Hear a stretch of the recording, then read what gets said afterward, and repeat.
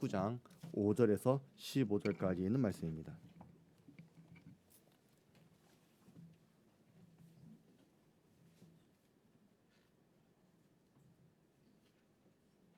요압이 집에 들어가서 왕께 말씀드리되 왕께서 오늘 왕의 생명과 왕의 자녀의 생명과 처첩과 비빈들의 생명을 구원한 모든 부하들의 얼굴을 부끄럽게 하시니 이는 왕께서 미워하는 자는 사랑하시며 사랑하는 자는 미워하시고 오늘 지휘관들과 부하들을 멸시하심을 나타내심이라. 오늘 내가 깨달으니 만일 압살롬이 살고 오늘 우리가 다 죽었다면 왕이 마땅히 여기실 뻔하였나이다. 이제 곧 일어나 나가 왕의 부하들의 마음을 위로하여 말씀하옵소서. 내가 여호와를 두고 맹세하옵나니 왕이 만일 나가지 아니하시면 오늘 밤에 한 사람도 왕과 함께 머물지 아니할지라. 그리하면 그 화가 왕이 젊었을 때부터 지금까지 당하신 모든 화보다 더욱 심하리이다 하니 왕이 일어나 성문에 앉음에 어떤 사람이 모든 백성에게 말하되 왕이 문에 앉아 계신다 하니 모든 백성이 왕 앞으로 나아오니라. 이스라엘은 이미 각기 장막으로 도망하였더라.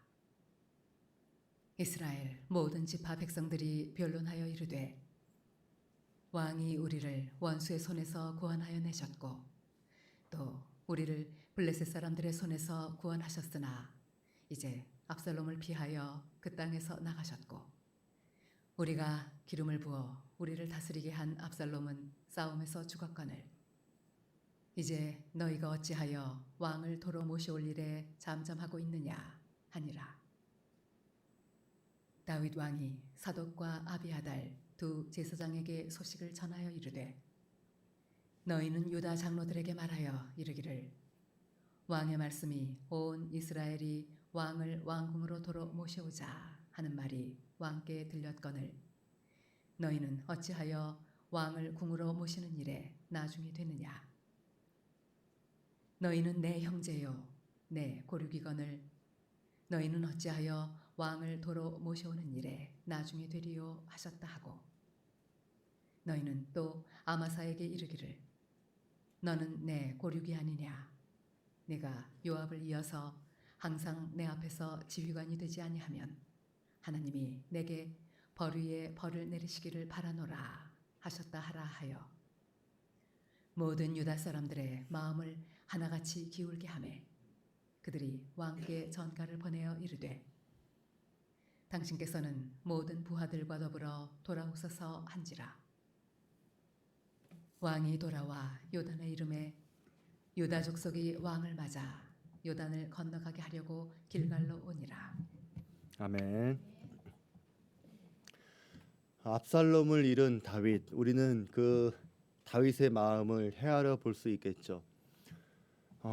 아버지이기 때문에 알 수밖에 없는 고통이 있습니다. 비록 압살롬이 반란군의 수괴였다고 하더라도 다윗한테는 여전히 그 압살롬은 어리광 부리는 어린 아이처럼 보여졌기 때문입니다. 그래서 압살롬을 잃었을 때 그는 아파했고 슬퍼했습니다. 그런데 이것이 백성들 사이에 문제가 되었습니다. 요압이 집에 들어가서 왕께 말씀드리되 왕께서 오늘 왕의 생명과 왕의 자녀의 생명과 처첩과 비빈들의 생명을 구원한 모든 부하들의 얼굴을 부끄럽게 하시니 이는 왕께서 미워하는 자는 사랑하시며 사랑하는 자는 미워하시고 오늘 지휘관들과 부하들을 멸시하심을 나타내심이라. 오늘 내가 깨달으니 만일 압살롬이 살고 오늘 우리가 다 죽었다면 왕이 마땅히 여기실 뻔하였나이다. 이렇게 지적을 하는 거예요. 요압의 말에는 틀린 말이 없습니다. 만약에 이 전쟁에서 졌더라면 지금은 자기들의 처지가 반대가 되었을 것입니다. 압살롬은 왕 또 왕의 자녀 아내들까지 모두 무자비하게 죽여버렸을 것입니다. 그런데 그런 위협 속에서 다윗의 병사들이 목숨을 걸고서 다윗 왕가를 지켜낸 거예요. 그런데 그런 왕을 위해서 자기 생명도 아끼지 않았던 그 군사들을 승리를 치하하고 축하해 줘야 하는 이 자리에 어떻게 왕이 죽은 압살롬을 위해 슬퍼만 할 수 있겠냐? 이것을 지적하는 것입니다. 정작 사랑해야 할 부하, 충신들을 미워하고 미워해야 할 반역자를 사랑하는 것이 아니냐, 이렇게 이야기한 거예요. 우리도 상처가 너무 크게 받을 때가 있고 또 너무 고통스럽게 되면 다른 사람을 신경 쓰지 못하고 내 감정이 가는 대로 다 표현해 버릴 때가 있죠. 고통이 우리를 극한 이기주의자로 바꾸는 것입니다. 다른 사람한테는 내가 이렇게 아프고 내가 이렇게 힘드니까 나의 슬픔과 분노쯤은 너가 감당해 봐. 이런 건 너가 참아 봐. 이렇게 할 때가 있습니다. 하지만 하나님 앞에서는 우리가 이렇게 홀로 나가서 마음껏 울고 아파할 수 있을지라도 공동체 안에서는 내가 갖고 있는 영향력 때문이라고 하더라도 우리의 감정을 절제해야 할 필요가 있다는 것을 생각해 보셨으면 좋겠습니다. 다윗은 아들을 잃어버린 슬픔 때문에 주변 사람들의 마음을 헤아리지 못했습니다. 비록 그가 아버지였다고 하더라도 압살롬의 죄, 또 이 죄 때문에 생명을 걸었던 병사들을 생각했더라면 이렇게 행동해서는 안 되는 것입니다. 그래서 요압은 이제라도 늦지 않았으니까 상황을 수습해야 한다고 이야기합니다. 왕을 위해 목숨을 걸고 싸웠던 병사들을 치하하고 전사자들 또 부상자들의 가족을 위로해야 한다 말했습니다. 그렇지 않으면 이 밤이 지나면 왕 곁에는 아무도 남지 않게 될 거라고 경고합니다. 이것이 실제로 얼마나 심각했는지 요압은 다윗에게 이렇게 이야기합니다. 그 화가 왕이 젊었을 때부터 지금까지 당하신 모든 화보다 더욱 심하리이다. 그러니까 백성들의 분위기가 굉장히 좋지 않았음을 알 수가 있는 것이죠. 요압은 다윗이 청년 시절부터 함께 그 기쁨과 환란을 경험했는데 그런 사람이 당신의 인생에서 가장 큰 위기입니다라고 경고를 했다고 하니까 얼마나 큰 위기였는지를 알 수가 있는 거예요. 그런데 다른 사람이 이 말을 했더라면 우리는 그 가슴이 아프더라도 수용할 수 있었을 텐데 요압이 이렇게 말했다라고 하는 것은 무언가가 잘못된 것이죠. 요압의 말에는 틀린 말이 하나도 없습니다. 다 맞는 말입니다. 그렇게 하는 것이 옳습니다. 그런데 다윗이 이렇게까지 슬퍼하게 된 것은 누구 때문입니까? 요압 때문이었다는 거예요. 다윗이 젊은 압살롬을 너그럽게 대해달라고 부탁을 했고 다른 모든 사람들은 왕의 부탁을 다 들어주려고 했는데 요압은 개인적인 원한과 질투와 쓸데없는 호승심 때문에 요압을 죽였기 때문에 이 사단이 난 거예요. 그래서 다윗이 이렇게 슬퍼하고 있으면 먼저 다윗한테 가가지고 용서를 구하고 위로하면서 조심스럽게 권면을 하는 것이 맞습니다. 그런데 요압은 자기 때문에 아들을 잃은 다윗한테 경고를 했다라고 하는 것은 내가 저지른 죄가 얼마나 큰지, 얼마나 무서웠는지, 얼마나 슬픈지는 하나도 이해할 마음도 없고 나중에는 자기 죄까지도 그냥 얼렁뚱땅 묻어가려고 했던 것입니다. 우리가 살다 보면 내가 실수하고 잘못한 일이 있는데 어물쩍 넘어가려고 할 때가 있지 않습니까? 하지만 진정한 화해를 이루려면 죄를 묻어두기 전에 먼저 죄에 대한 고백과 회개가 필요한 것입니다. 우리가 힘들다고 아프다고 뒤돌아보기 싫다고 그냥 생각하지 않는 것이 아니라 짚고 넘어가야 합니다.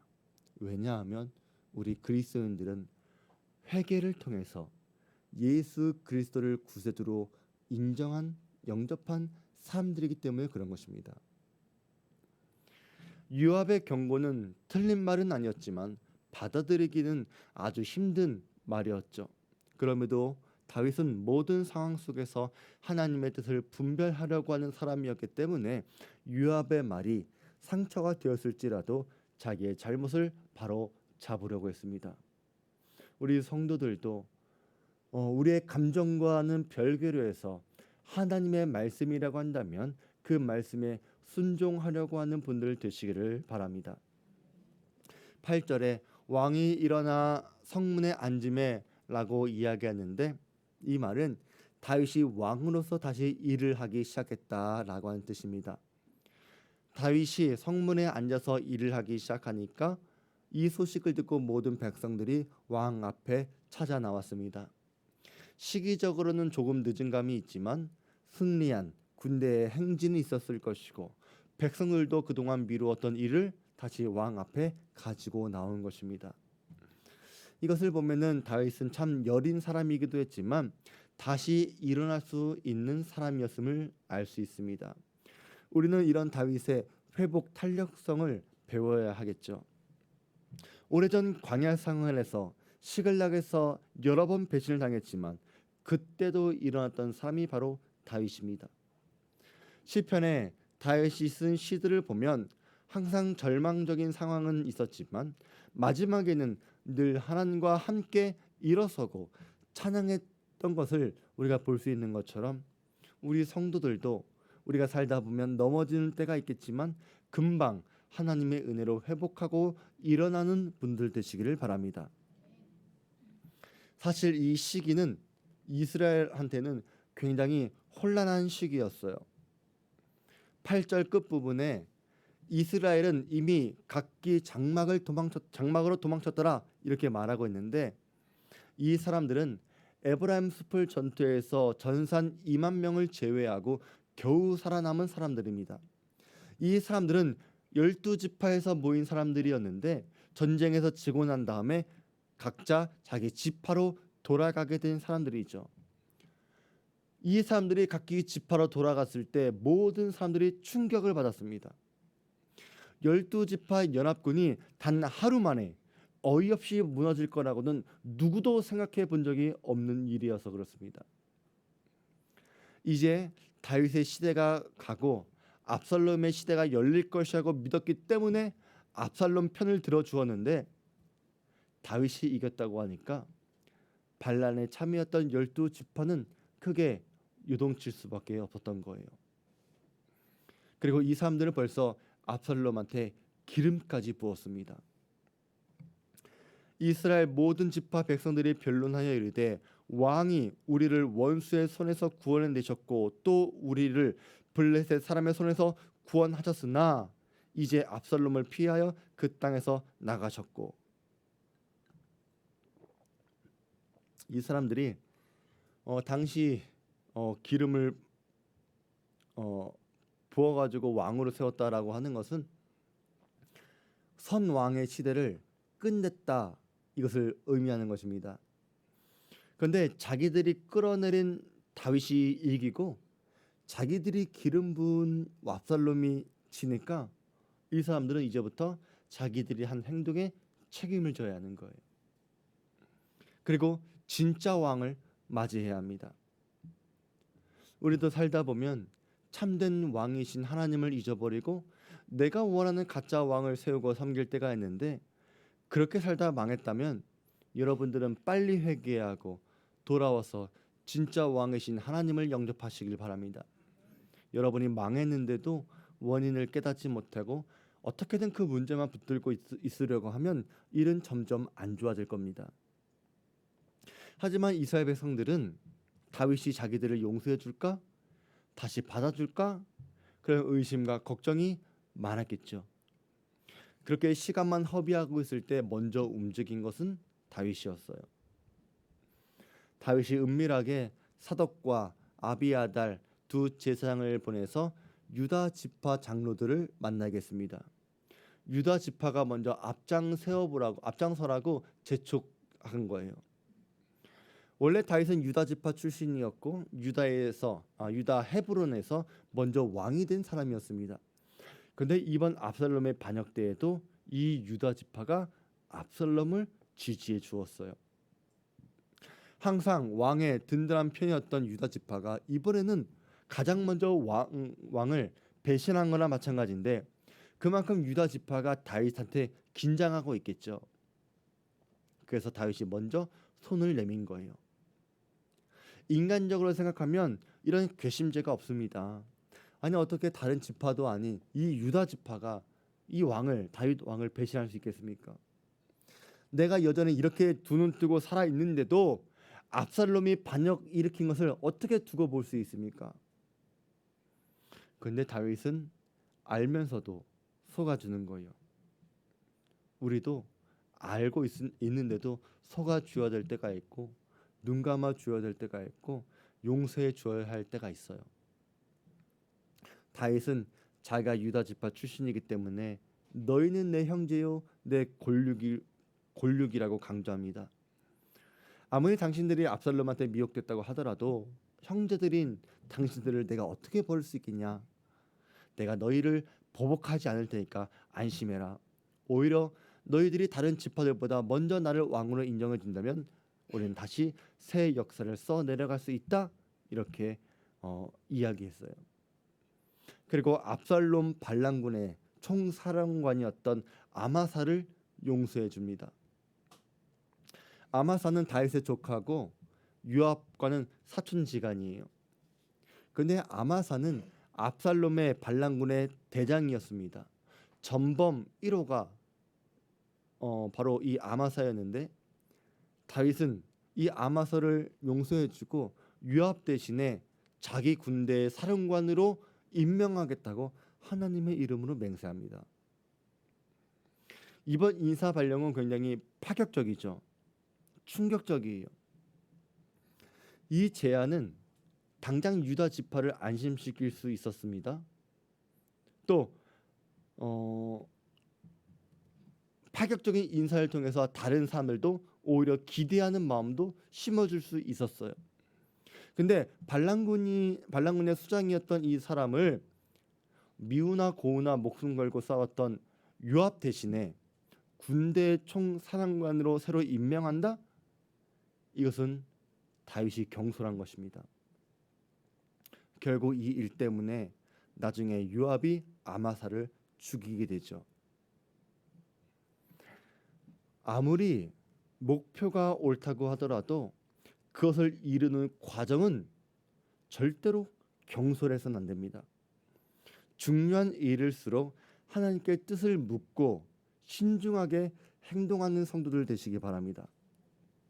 근데 다윗은 예루살렘으로 빨리 돌아가고 싶은 마음 때문에 조급했고 무리수를 두면서 나중에 여러 가지 문제거리들을 이렇게 심어둔 거예요. 다윗은 유다의 왕이 아닙니다. 이스라엘의 왕이에요. 인간적인 방법으로 보면 먼저 유다 지파를 설득한 다음에 나머지 11지파를 설득하는 게 효과적이겠다. 그렇게 생각되었을 수는 있어도 지금 이 시점에서는 어느 한 지파를 혈육적으로 설득하는 것이 아니라 모든 사람들에게 유다 지파한테만 너희는 내 형제여 골육이라고만 이야기하는 게 아니라 나머지 12지파 모두한테 너희는 다 내 형제여 다 내 골육이다 이렇게 얘기를 했어야 하는 것입니다. 또 이 사람들이 죄를 지었잖아요. 반역했잖아요. 그러면 상을 주면서 설득시키는 것이 아니라 책망과 회개를 촉구하면서 돌아와야 된다 이렇게 말을 해야 하는 것입니다. 그런데 다윗도 많이 나약해졌고 또 하나님께 기도하기보다 인간적으로 먼저 행동한 것이 나중에 큰 어려움을 가져오게 되었다. 이것을 역사 가운데 깨닫게 되기 바랍니다. 우리도 하나님의 일이나 인생의 문제들을 해결하는 방법에 있어서 하나님의 지혜를 물어야 할 때가 있습니다. 우리는 공정해야 하고 우리는 평등하게 이 문제를 해결해 나가셔야 합니다. 우리는 나의 방법과 나의 생각이 언제나 하나님의 뜻인지도 확인하셔야 합니다. 그래서 문제가 있으면 있을수록 늘 하나님께 기도하시는 분들 되시기 바랍니다. 다윗이 이렇게 조급했던 것은 이미 12지파가 압살롬을 왕으로 기름 부음 받았기 때문에 다윗이 다시 예루살렘으로 돌아가려면 명분이 필요해서 그래요. 12지파의 지지를 받아야지만 왕으로서 다시 인정을 받아서 예루살렘으로 들어갈 수 있기 때문에 지금 이렇게 사람들을 설득하려고 하는 거예요. 사실 다윗이 예루살렘으로 가면 편하지는 않습니다. 수많은 문제들이 기다리고 있을 거예요. 압살롬의 점령군이 이미 한바탕 예루살렘을 휘저었고 앞으로 복구해야 하고 회복해야 할 문제가 산더미로 남아 있을 것입니다. 하지만 아무리 힘들고 어려운 일이 있다고 하더라도 사명의 자리 예루살렘으로 돌아가셔야 합니다. 거기서 하나님이 주신 사명을 감당해야 하는 거예요. 마하나임에서 하나님의 군대가 함께하고 승리를 거두었다고 하더라도 왕이 있어야 할 곳은 마하나임 성이 아니라 예루살렘 성입니다. 우리한테도 하나님께서 섬기라고 주신 자리가 있을 것이고 우리에게 각각의 예루살렘이 있을 것입니다. 이 예루살렘은 유다 백성들이 나라가 망하고 포로가 끌려갔을 때도 다시 돌아가고 싶은 곳이 바로 예루살렘이었어요. 우리한테도 내가 지켜야 할 자리가 있음을 깨닫게 되기 바랍니다. 아무리 힘들고 아무리 어려워도 우리는 반드시 돌아갈 수밖에 없고 돌아가고 싶은 바로 그 예루살렘이 있음을 기억하시기 바랍니다. 그리고 여러분이 그곳에서 그 예루살렘, 그 사명을 지킬 때 하나님이 주시는 평안과 기쁨과 축복이 있다는 것을 깨닫게 되기 바랍니다. 성공하기도 했고 또 실패한 적도 있겠지만 우리한테는 사명의 자리가 있기 때문에 순종해서 돌아가려고 하면 하나님은 다시 우리가 감당할 수 있는 힘을 주실 것입니다. 이제 우리가 그동안 다윗의 이야기를 보았는데 이제 오늘까지 다윗의 이야기를 마무리하면서 다윗은 그가 10년이 넘는 세월 동안 사울이 자신을 광야로 내몰았고 집요하게 쫓아다니면서 죽이려고 했을 때도 다윗은 그동안 선으로 악을 이겼던 사람이었다. 이것을 우리가 볼 수 있습니다. 2번씩이나 사울을 죽일 기회가 있었는데도 다윗은 그 기회를 스스로 포기했습니다. 또 다윗이 왕이 된 다음에도 사울의 세력이 반란을 시도한 적이 많았습니다.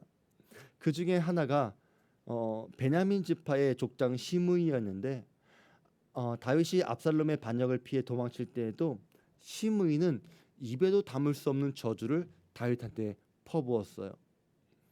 비록 다윗이 도망치고 있는 신세지만 마음만 먹으면 베냐민 지파쯤은 그냥 하루아침에 다 몰살시킬 수 있었는데도 다윗은 시므이를 용서해 주었습니다.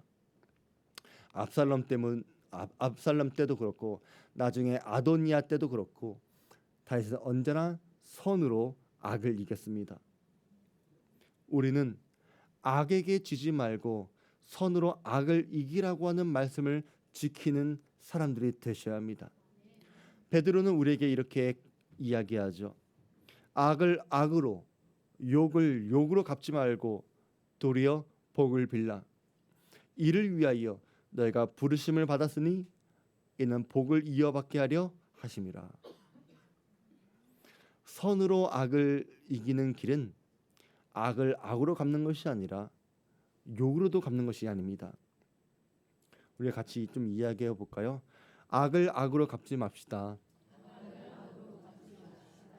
악을 욕으로 갚지 맙시다.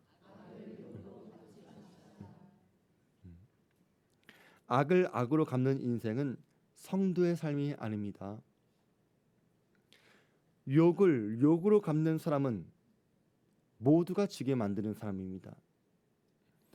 나만 망하는 게 아니라 다른 사람까지도 우리 모두가 망하게 만드는 사람이 악을 악으로 갚고 욕을 욕으로 갚는 사람인데 예수 믿는 사람들은 바로 이 악의 사이클을 끊는 사람이 성도입니다. 우리는 선으로 악을 이겨내셔야 합니다. 왜냐하면 악은 더 큰 악으로 이겨낼 수 있는 것이 아니라 선으로만이 악을 이겨낼 수 있기 때문에 그렇습니다. 그리고 한 걸음 더 나아가서 성경은 우리에게 그들에게 복을 빌어 주어야 한다라고 가르쳐 주고 있습니다. 그게 선을 이기는 것입니다. 내가 악을 참고 용서하는 것도 힘들지만 성경은 우리한테 축복해야 한다 명령합니다. 우리는 하나님의 자녀로서 입술의 권세를 가진 사람들이죠. 우리가 기도하면 천사가 우리를 돕고 마귀도 결박할 수 있는 능력이 우리에게 있지만 하나님은 그 입술의 권세를 가지고 우리를 핍박하고 우리를 괴롭히는 자들을 축복하는 데 쓰라고 우리의 입술의 권세를 주셨음을 생각하시기 바랍니다. 우리 눈에는 보이지 않겠지만 우리를 힘들게 하는 사람들을 여러분이 축복하면 하나님 나라에서 놀라운 일이 일어날 것으로 믿습니다. 그래서 하나님이 힘들어도 우리한테 해야 된다고 말씀하시는 것입니다. 우리가 미워하고 저주하고 악으로 대하고 욕하면 가장 기뻐하는 것은 마귀가 가장 기뻐할 거예요. 우리가 정의를 말하고 심판을 말할 때 마귀는 더 큰 힘을 얻을 수 있는 것입니다. 하지만 우리가 용서하고 축복하면 마귀는 금방 힘을 잃어버리게 될 거예요. 교회는 성령의 공동체죠. 마귀의 공동체가 아니에요. 마귀는 성령으로 충만한 사람들을 가장 싫어하기 때문에 우리 안에 일어나는 그냥 일상 다반사 같은 일들을 갈등하고 분열시키고 미워하고 시기 나는 일로 바꿔버릴 거예요. 그래서 우린 더더욱 선으로 악을 이겨내야겠죠. 그러기 위해 우리가 부름받은 사람들인 것을 기억하시기 바랍니다. 세상은 점점 악해져 가면서 이 사람을 이기려고 총을 만들고 그러면 저쪽에선 대포를 만들고 그러면 다시 이쪽에선 핵무기를 만들게 되면서 세상은 점점 악하게 흘러가게 될 것입니다. 근데 우리 그리스도인들한테는 악을 선으로 바꿀 수 있는 힘이 있는 사람들이에요. 저주하는 말은 파괴하는 힘밖에 없지만 축복의 말을 하는 사람들은 변화시키는 힘이 있습니다. 이렇게 해야지만 복을 이어받을 수가 있는 거예요. 하나님께 순종해서 복을 받은 사람처럼 여러분들도 축복의 유산을 물려받을 수 있는 사람이 될 수 있습니다. 아브라함이 받았던 복, 다윗이 누렸던 복들을 여러분도 누릴 수 있는데 그러려면 원수도 축복하고 사랑하고 악을 악으로 갚는 것이 아니라 선으로 악을 이겨낼 때에 여러분이 이런 복을 받을 수가 있는 것입니다. 아들 압살롬의 반역이 다윗한테는 얼마나 무섭고 괘씸한 일이겠습니까? 근데도 다윗은 끝까지 압살롬을 살리려고 했습니다. 악한 압살롬을 악하게 다루지 않았기 때문에 다윗이 하나님의 마음에 합한 사람이 될 수가 있는 것입니다. 이런 지도자가 겉으로 볼 때는 약한 것 같고 또 교활한 자들에게 당할 것처럼 보이지만 하나님은 마지막에 반드시 이 사람을 이기게 하실 것입니다. 그러니까 여러분들이 세상을 살면서 압살롬 같은 사람한테 상처를 받는다 하더라도 같은 방법으로 절대로 보복하지 마시기 바랍니다. 그러면 여러분도 똑같은 사람이 되는 거예요. 의심하지도 말고 믿어줘야 하고 보복하지 말고 용서해야 하고 거짓말로서 뜻을 이루려고 하는 것이 아니라 끝까지 진리를 말하시는 분들 되시기 바랍니다. 사랑으로 이기시고 기도로 이겨내시기 바랍니다. 예수님을 믿는 우리는 그냥 능력이 아니라 선한 능력으로 이겨내셔야 하는 것입니다. 세상의 인간들은 교활하지만 하나님의 지혜는 차원이 다르기 때문에 결국 최후의 승자는 하나님이 되시는 것입니다. 오늘 다윗은 다시 예루살렘으로 돌아가기 위해 애를 썼습니다. 비록 그가 그 과정에서 경솔하게 출수도 그럼에도 불구하고 사명의 자리, 부르심의 자리로 돌아가기 위해 이렇게까지 애를 썼다. 이 점을 여러분이 기억하셨으면 좋겠습니다. 여러분을 부르시는 예루살렘은 어디입니까? 저는 우리 교회와 여러분의 가정과 여러분의 직장이 하나님께서 여러분을 부르시는 바로 예루살렘이라고 믿습니다. 그렇기 때문에 여러분은 그곳에 여전히 수많은 문제들과 어려움이 있겠지만 그곳으로 다시 돌아가 다시 하나님의 사명을 감당하겠다고 하는 그 각오를 하셨으면 좋겠습니다. 그리고 그곳에서도 선으로 악을 이겨내시기는 우리 성도들 되시기를 주의 이름으로 축원드립니다. 우리 말